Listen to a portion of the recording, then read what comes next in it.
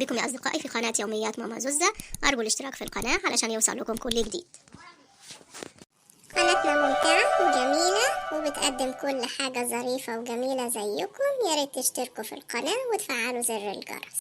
منى، أحمد، أحمد، صحيح يا منى عايزة تسيبيني؟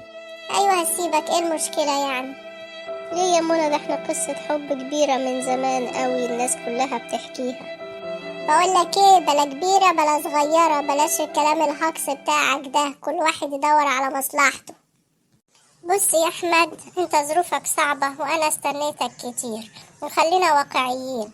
أنا ليا فترة وأنا مستنياك، والصراحة تقدم لي واحد جاهز من كل حاجة. بس أنا بحبك يا منى، وانت كل حاجة ليا في الدنيا، ما تتخليش عني أرجوكي، بكرة الظروف تتحسن.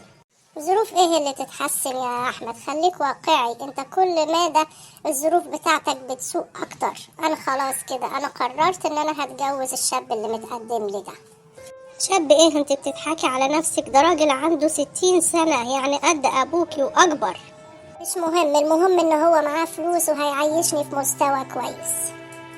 يا خسارة حبي ليكي، يا خسارة كل دقيقة قضيتها وأنا فاكر إنك بتحبيني.